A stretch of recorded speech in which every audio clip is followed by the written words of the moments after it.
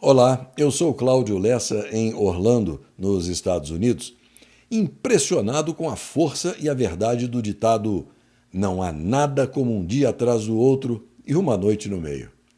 Quando Jair Highlander Bolsonaro se divertia num jet ski da Marinha, era um escândalo.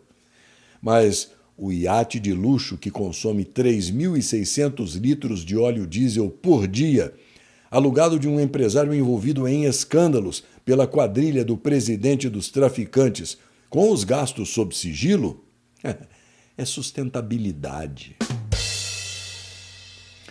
Hoje, 7 de novembro de 2025, é o Dia do Radialista e o Dia Internacional da Física Médica.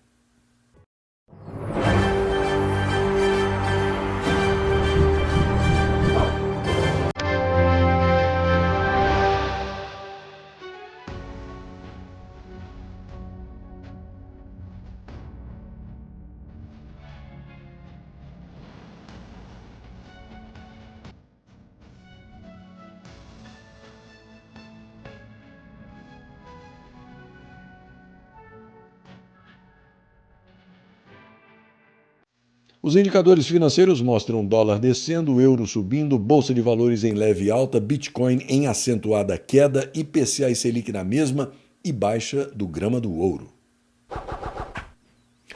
O jornalista Joaquim Ribeiro informa que com os votos do satânico psicopata, o verdadeiro golpista, do morbidamente obeso Glória e do peixe ensaboado, integrantes da primeira turma do Sindicato do Crime Organizado, formou maioria para manter a psicodélica condenação do presidente Jair Highlander Bolsonaro.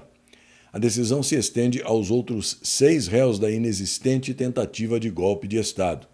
O Joaquim lembra ainda que vale ressaltar que os meliantes togados tinham até a próxima sexta-feira, dia 14 de novembro, para se manifestar. Você viu ontem aqui no CL News que um integrante do Sindicato do Crime Organizado, agora considerado o decano dos meliantes togados, disse não ver motivo para se declarar as facções criminosas que operam no Fazendão como terroristas. Conhecido como laxante, a partir do seu hábito incontrolável de premiar criminosos com habeas corpus, no fundo, ele tem medo de que a classificação de narcoterroristas, dada oficialmente a esses grupos que ele protege, abra a porta para a incursão armada de outros países no combate ao narcoterrorismo, como os Estados Unidos, por exemplo. Mas, contudo, todavia, no entanto, a realidade dos fatos é outra e não bate com a postura do laxante, também apelidado de boca de caçapa. Comando Vermelho está enviando soldados para a guerra na Ucrânia.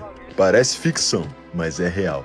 Um traficante do CV foi identificado lutando como mercenário no leste europeu. A missão não é ideológica, é estratégica. Ele vai, aprende novas táticas de combate, uso de armamentos modernos e volta para treinar os criminosos das comunidades do Rio e São Gonçalo. Nós mesmo, o Comando Vermelho, puro e sem mistura. Independente do que aconteça, nós somos eternos soldados dele. Entendeu? Seja em qual parte do mundo estivermos, nós somos eternos soldados do Cafu. Mandar homens para zonas de conflito para se especializar já virou rotina no Comando Vermelho. Eles voltam mais perigosos, mais preparados e com mais poder de fogo. É o crime se profissionalizando. É o tráfico assumindo forma de exército. Quando uma facção cruza fronteiras, se alia a mercenários e aplica táticas militares contra o próprio povo, isso não é mais tráfico, é terrorismo. O crime do Rio não atua mais nas sombras. Ele opera em rede, com alcance global. Até quando vão insistir em não chamar essas práticas de terroristas? Até quando vão fingir que o que acontece aqui não é guerra? Na cópula do clima, em Belém do Pará, o mentiroso serial que promete tudo e não cumpre absolutamente nada do que prometeu, agora fala em ampliar proteção de áreas marinhas. A conversa mole do presidente dos traficantes, o maior ladrão da história do Brasil, ocorreu durante a abertura da primeira sessão temática da Flop 30 em Belém, chamada de Florestas e Oceanos. Enquanto isso, a realidade da capital paraense é mostrada pelo vereador Zezinho Lima, que foi obrigado a fechar uma academia na cidade. O Comando Vermelho ganhou uma batalha, mas não vencerá a guerra. Depois da academia da minha esposa ter sido alvo de retaliações por não pagar a taxa do crime em Belém do Pará, hoje a gente está sendo de novo alvo porque morreu um dos líderes do Comando Vermelho nessa operação do Rio de Janeiro, um tal de LK. E agora voltamos a ser ameaçados que vão tocar fogo na academia. Resolvi fechar a academia pela segurança dos funcionários, pela segurança dos alunos e principalmente da minha família. Mas vou continuar lutando e defendendo a população de bem de Belém contra a taxa do crime, que eu vou continuar defendendo. São comerciantes pequenos, médios e até grandes comerciantes que precisam pagar a taxa do crime aqui em Belém do Pará, aqui mesmo, na COP30, onde tem GNO do governo federal, e hoje estou fechando um estabelecimento comercial com muita tristeza. Mas, volto a dizer, não irei sossegar enquanto não acabar com cada um desses ratos em Belém. Já que o governo do estado é ausente, não tem segurança pública, estou sendo ameaçado. Mas vou continuar lutando como vereador da capital paraense. Doa a quem doer. Foi obrigado a fechar pelo Comando Vermelho. Gansen vai tocar fogo. Nós não temos governo, nosso governo é ausente, né? Não vou desistir desses caras não, eles ganharam uma batalha, mas a guerra não. Aí agora vão tocar fogo na academia. Então antes que toquem fogo e ameace a vida das pessoas, melhor fechar e nós perdemos só uma batalha, a guerra não. Todo mundo lendo, muito bom. Claro, e olha, o Helder mandou botar a bandeira do Pará e do Brasil, tá aí, eu botei, ó. Aí na COP30. Mas isso não é tudo. A capital do Pará é uma verdadeira sarjeta, com uma quantidade explosiva de urubus por metro quadrado, num dos locais considerados atração turística, o complexo Veru Rio, às margens da Baía do Guajará, no bairro do Umarizal, onde há poucos dias, aliás, 2 jornalistas europeus foram roubados à luz do dia, com GLO e tudo, e perderam mais de R$80 mil em equipamentos. Os urubus estão por toda a parte, no chão e nos telhados. A sujeira é indescritível e o cheiro, de acordo com a pessoa que gravou este vídeo, é uma mistura de esgoto, urina e peixe. É um cenário perfeito para a Flop 30, onde estão reunidos muitos intelectuais que adoram miséria, como dizia Joãozinho 30. O fato é que essa presepada não conta com a aprovação do governo Donald Trump, que chama esse evento de um golpe verde, porque ele vê essa picaretagem como uma arma ideológica patrocinada pela ONU esquerdoide, destinada a pressionar os países ricos a dar dinheiro para os países corruptos. A quadrilha Petralha já anda dizendo que tem no bolso cerca de 4 bilhões de reais, e o poste energúmeno, que bate ponto lá na fazenda, diz esperar uma enxurrada de 10 bilhões de dólares no ano que vem para proteger a floresta, sendo que a meta é conseguir arrancar dos outros países 125 bilhões de dólares. Agora, esse é um dinheiro que cai nas mãos da quadrilha Petralha sem que se saiba de onde ele veio, para onde ele vai ficar nas mãos de quem e o que vai ser feito com ele. A falta de transparência é total e completa, num esquema criminoso bastante sofisticado, coisa de gangster. Você sabia que pode acessar o CL News e o segmento de orações sem precisar de qualquer plataforma de mídia social? Está no ar o novo site clnewsoficial.com. Acesse o clnewsoficial.com, guarde o site nos favoritos do seu navegador, espalhe essa boa notícia e não se esqueça de enviar a sua colaboração. A sua ajuda é fundamental para a continuação e a sobrevivência desse projeto jornalístico, iniciado há 5 anos. Qualquer valor ditado pela generosidade do seu coração e ajustado pela realidade do seu bolso será sempre muito bem aceito. Desde já, muito obrigada! Na Gazeta do Povo, a notícia de que os acionistas da fabricante de automóveis elétricos Tesla aprovaram um pacote de remuneração que pode tornar o CEO Elon Musk o primeiro trilionário do mundo. Segundo informações da emissora norte-americana CNN, a Tesla anunciou que os portadores de mais de 75% das ações votaram a favor do pacote durante a Assembleia Anual de Acionistas.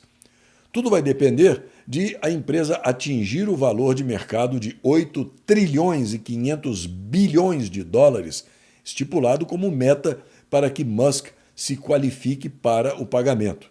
Entre as metas para que o empresário receba o valor total estão supervisionar a implantação comercial de 1 milhão de táxis autônomos e robôs humanoides, além de multiplicar por mais de 24 os lucros da empresa. Alguns integrantes do Superior Tribunal de Justiça estão criticando a lentidão e a falta de foco na investigação sobre a venda de decisões. A despeito das queixas, o venéreo Procurador-Geral da República, Paulo Blenot, disse ter identificado provas robustas de um esquema sofisticado, solicitando ao Sindicato do Crime Organizado, que atua nas dependências do antigo STF na Praça dos Três Poderes, a manutenção do afastamento de servidores do STJ que estão sob suspeita. Como se vê, o esquema de enrolação é claro, porque num desgoverno de bandidos, não há o menor interesse em culpar ou punir bandidos. A Polícia Civil do Distrito Federal desencadeou ontem a Operação Sentinel, depois que um homem de 32 anos, identificado como Tiago de Carvalho, enviou ameaças eletrônicas contra autoridades dos Estados Unidos, incluindo o presidente Donald Trump, e tentou acessar a embaixada norte-americana em Brasília no dia seguinte às mensagens, carregando uma mala. O extremista militonto foi impedido de entrar no local pela equipe de segurança da missão diplomática norte-americana. O cumprimento de um mandado de busca e apreensão na casa do extremista, em Goiânia, contou com o apoio de vários órgãos federais e estaduais e do Serviço Secreto norte-americano. Tiago já morou aqui nos Estados Unidos, no estado de Massachusetts, e já esteve enrolado com as autoridades locais, que chegaram a publicar um cartaz de procurado com o rosto dele. Agora, diante do que acaba de ocorrer em Nova York, com a eleição de um comunista antissemita de carteirinha, este caso em Goiás é o proverbial exemplo de alguém que engole um elefante, mas se engasga com uma pulga. Durante a semana, o CL News mencionou o presidente de El Salvador, Nayib Bukele, ao lembrar que ele disse muito acertadamente que o problema do crime no Brasil não se resolve porque os criminosos estão no governo, o que é axiomático, né? O interessante é que seja necessário alguém de fora para dizer aos brasileiros que a água é molhada. Por isso, vale a pena relembrar um trecho das declarações do presidente salvadorenho sobre o esforço dele de reconstruir o país, o que deveria servir também para o fazendão, desde que a corja, hoje infiltrada nos três poderes, seja devidamente extirpada. Nos tocó encarcelar a 80.000 criminales para alcanzar esta paz, porque generaciones enteras fueron abandonadas por gobiernos anteriores.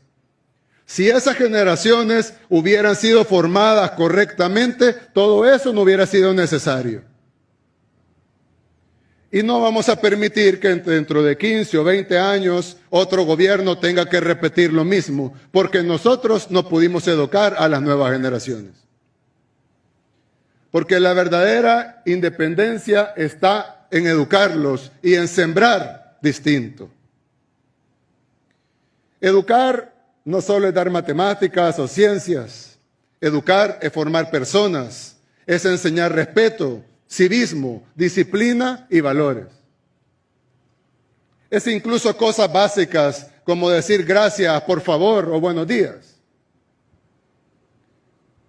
Pequeñas cosas que nunca debieron perderse.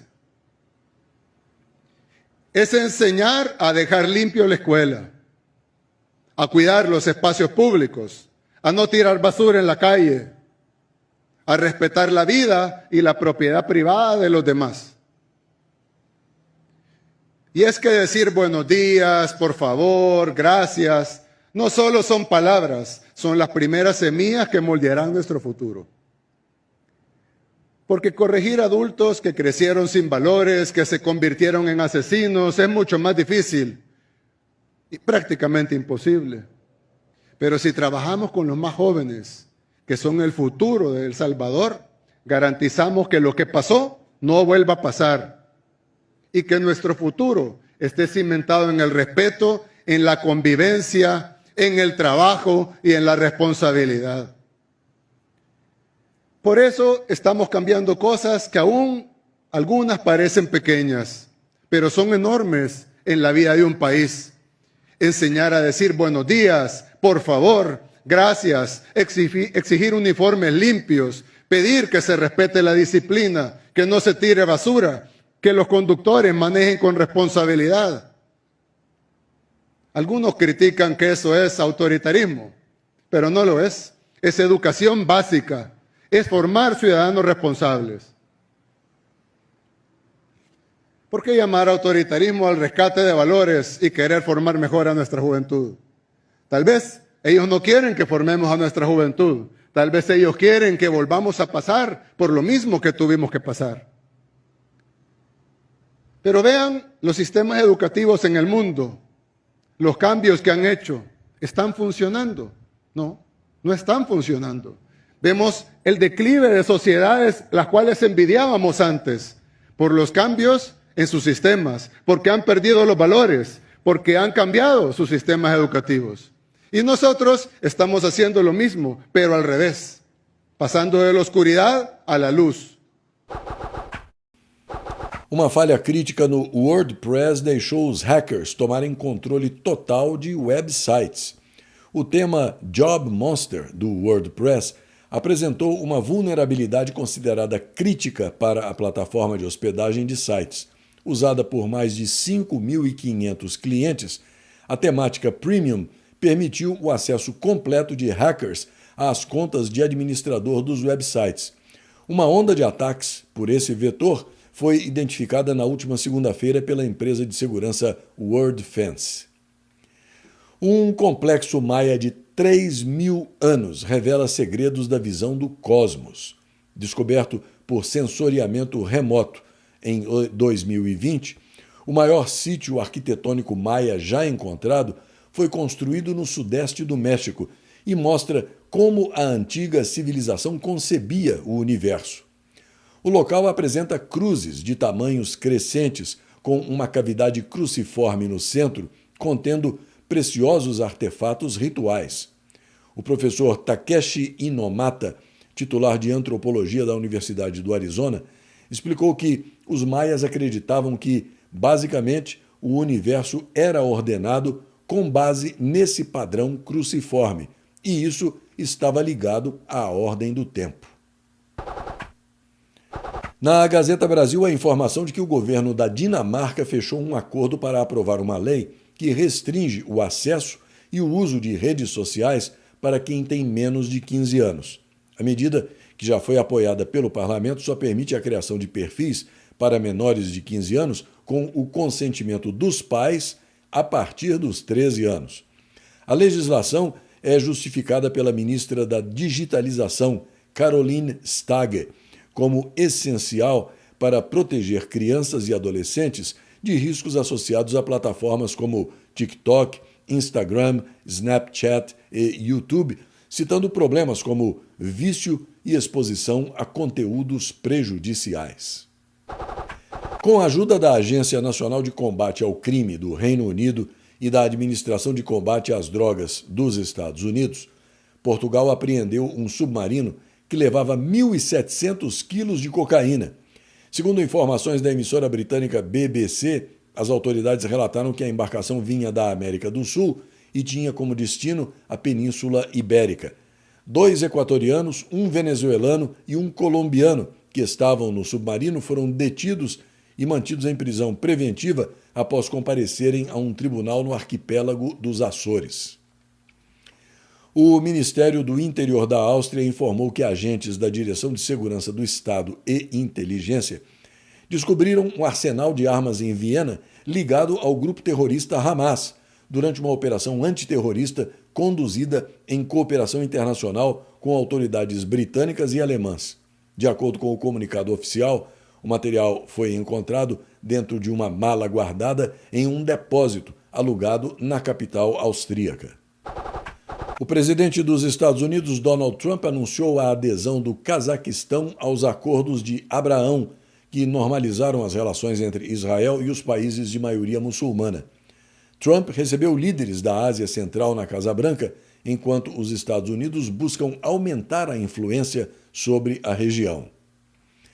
A revista Oeste informa que o shutdown do governo dos Estados Unidos completou hoje 38 dias, sendo a paralisação mais longa da história, com os republicanos no Senado rejeitando uma nova tentativa de acordo por parte dos democratas. A proposta era a de ampliar por mais um ano os subsídios de saúde previstos na Lei de Cuidados Acessíveis, que estão perto de expirar. Contudo, a iniciativa não avançou e manteve a paralisação que já provoca cancelamentos de voos e atrasos na distribuição de assistência alimentar. Os republicanos consideraram a oferta insuficiente. Um assessor da bancada classificou o texto como inviável desde o início. O senador Steve Daines, de Montana, disse em entrevista que a exigência da bancada republicana continua sendo a mesma: encerrar a paralisação e reabrir o governo antes de discutir qualquer concessão. Neste dia 7 de novembro, em 1665, o jornal London Gazette, o mais antigo do Reino Unido ainda em circulação, era publicado pela primeira vez. Em 1825, era fundado o jornal Diário de Pernambuco, o mais antigo periódico em circulação da América Latina. Em 1890, o Tribunal de Contas da União era criado a partir de um projeto de lei de autoria de Manuel Alves Branco, que seguia os modelos francês e belga. Em 1929, o Museu de Arte Moderna era aberto em Manhattan, Nova York. Em 1944, Franklin Delano Roosevelt era eleito para um quarto mandato recorde como presidente norte-americano. Em 1949, o petróleo era recolhido pela primeira vez em Oil Rocks, no Azerbaijão, na mais antiga plataforma petrolífera em alto mar, ainda em operação no mundo. Em 1968, era inaugurada a nova sede do MASP, o Museu de Arte de São Paulo, na Avenida Paulista. E, em 1993, o tricampeão mundial Ayrton Senna registrava no GP de Adelaide a última vitória dele na Fórmula 1. Pois é, semana praticamente encerrada e essa edição do CL News está quase terminando, mas eu aproveito para agradecer a você dessa grande família por me receber na sua casa, por prestigiar esse meu NetJornal e me enviar mensagens. Eu peço para que você continue me escrevendo e convido você a acompanhar o novo Jornal dos Jornais, que vai ao vivo todas as manhãs em diversas plataformas, com algumas das primeiras páginas de jornais brasileiros e estrangeiros. Em breve, também no YouTube. Por favor, acesse e guarde o meu site clnewsoficial.com nos favoritos do seu navegador. E lembre-se de que a sua ajuda é sempre muito oportuna e sempre muito bem-vinda. Qualquer valor será muito, muito, muito bem aceito. Aqui vai um forte abraço para a Tânia Claro, lá de Ribeirão Preto, no estado de São Paulo, para o Theo Vitorino, de Recife, Pernambuco, para o Jorge Fernandes Leão, lá de Juiz de Fora, no estado de Minas Gerais, Givanildo Félix de Araújo, para o meu primo José Osvaldo Parreira Guimarães, lá de Belo Horizonte, em Minas Gerais, para a Fátima Helena da Costa Brás, Eduardo Rocha, de Moeda, em Minas Gerais, José Carlos Bonfim, Java Maria de Almeida, Francisco Lins Albuquerque Filho, para minha quase vizinha Mirna Chalfun, de Melbourne, aqui na Flórida, e para o César Silva de Almeida. E mais uma coisinha. Segundo estudos milenares, já se sabe que os bezerros abrem os olhos imediatamente após o nascimento. As ovelhas, depois de 2 horas. Os gatos, depois de 6 dias. Os cachorros, depois de 10 dias. Os seres humanos só abrem os olhos depois do casamento. E os petralhas só abrem os olhos por milagre. Até a semana que vem.